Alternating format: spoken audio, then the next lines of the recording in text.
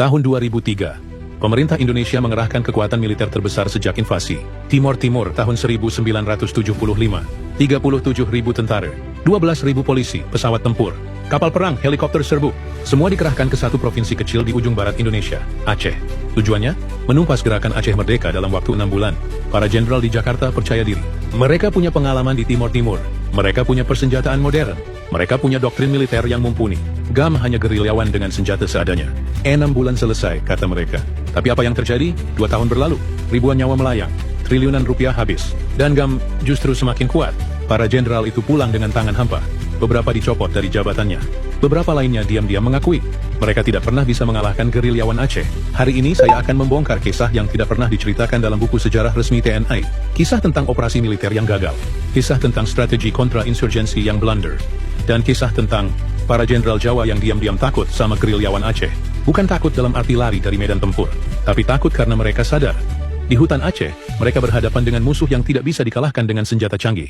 Tapi sebelum kita masuk ke medan tempur, saya harus kasih tahu Anda satu fakta yang akan membuat Anda merinding.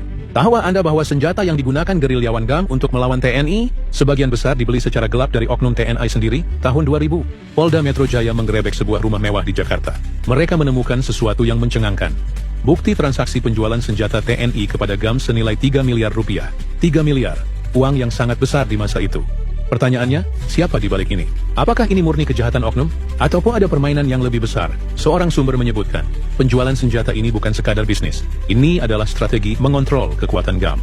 Dengan menjual senjata kelas 2, mereka berharap GAM tidak akan mencari senjata ke luar negeri. Dengan memantau siapa pembelinya, mereka bisa melacak jaringan GAM. Tapi strategi itu bumerang. Senjata-senjata itu justru digunakan untuk melawan mereka sendiri. Dalam berbagai operasi, TNI sering menemukan senjata-senjata yang ternyata berasal dari pabrikan yang sama dengan yang digunakan TNI. Bahkan nomor serinya hilang, dihapus dengan sengaja agar tidak terlacak. Ini adalah dosa yang tidak pernah diungkap ke publik. Bahwa perang di Aceh, dalam beberapa hal, adalah perang saudara dengan senjata yang sama. Tapi itu hanya satu dari sekian banyak fakta mengejutkan yang akan saya ungkap di video ini. Kita akan membahas. Pertama, bagaimana operasi militer yang dirancang oleh jenderal-jenderal terbaik TNI justru memperkuat GAM. Kedua, strategi pagar betis yang gagal total dan menewaskan ribuan warga sipil. Ketiga, tragedi-tragedi kemanusiaan yang hingga hari ini belum diadili. Keempat, mengapa para jenderal itu akhirnya menyerah dan setuju berdamai melalui meja perundingan. Kelima, dampak psikologis yang dialami para prajurit yang bertugas di Aceh. Duduklah yang nyaman, karena kita akan memasuki lorong gelap sejarah militer Indonesia. Sejarah yang penuh darah, air mata, dan kebodohan strategis yang tak termaafkan. Mari kita mulai dari awal, dari tahun 1976. Ketika seorang pria bernama Hasan Tiro mendeklarasikan kemerdekaan Aceh. 4 Desember 1976, Gunung Halimon, PDIE. Seorang pria bernama Hasan Muhammad di Tiro membaca teks deklarasi kemerdekaan Aceh. Ia mendeklarasikan berdirinya negara Aceh Sumatera, lepas dari Indonesia. Siapa Hasan Tiro? Ia adalah keturunan bangsawan Aceh. Keluarganya memiliki sejarah panjang perlawanan terhadap Belanda. Ia sendiri pernah belajar di Amerika dan bekerja di PBB. Tapi mengapa ia memberontak? Jawabannya ada di sini. Lok Seumawe. Pada tahun 1971, perusahaan minyak raksasa menemukan cadangan gas alam terbesar di Asia Tenggara di Aceh Utara. Gas alam ini menghasilkan miliaran dolar. Tapi rakyat Aceh hanya melihat asap yang membakar langit. Sementara mereka hidup dalam kemiskinan. Pemerintah pusat menguasai 100% hasil sumber daya alam. Aceh hanya mendapat upeti. Sementara warga lokal menjadi buruh dengan upah murah. Tanah mereka diambil.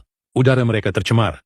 Pada awal dekade 80-an, ribuan pemuda Aceh berangkat ke Libya. Di sana, mereka menerima pelatihan dan kembali ke tanah air dengan semangat perjuangan yang baru. Sekitar tahun 1989,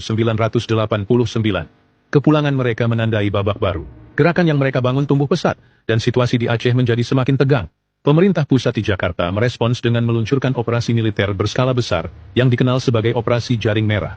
Tujuannya adalah untuk memulihkan keamanan. Namun operasi ini justru menjadi awal dari periode yang paling kelam bagi rakyat Aceh. Selama 9 tahun berikutnya, hingga 1998, kehidupan warga sipil berada di bawah bayang-bayang ketakutan. Rasa aman hilang, dan ketidakpastian menyelimuti desa-desa. Banyak keluarga terpaksa berpisah dengan orang-orang yang mereka cintai dalam kondisi yang tragis. Data resmi mencatat ribuan kasus pelanggaran hak asasi manusia, termasuk kehilangan paksa dan perlakuan tidak manusiawi.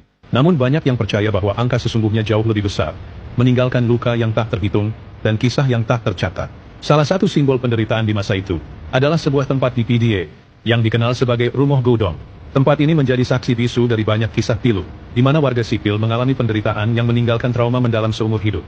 Operasi Jaring Merah berakhir pada 7 Agustus 1998. Setelah era kepemimpinan nasional berganti, status daerah operasi militer dicabut. Namun luka batin masyarakat Aceh sudah terlanjur dalam. Kepercayaan terhadap pemerintah pusat terkikis, dan ironisnya, simpati terhadap gerakan perlawanan justru semakin menguat. Di sisi lain, ada dampak yang jarang dibicarakan. Luka batin para prajurit muda yang bertugas berrealisasi ke medan konflik dengan doktrin bahwa mereka sedang menghadapi musuh negara. Namun di lapangan, kenyataan seringkali lebih rumit. Mereka menyaksikan langsung dampak mengerikan dari konflik terhadap warga sipil. Para prajurit muda ini dihadapkan pada situasi yang menguji hati nurani mereka, menyebabkan apa yang disebut sebagai luka moral, atau moral injury. Banyak veteran yang kembali dari Aceh membawa beban psikologis yang berat. Mereka berjuang melawan mimpi buruk dan sulit untuk kembali hidup normal. Ini adalah pengingat bahwa dalam sebuah konflik, tidak ada pemenang yang sesungguhnya. Semua pihak menanggung luka dengan cara mereka masing-masing.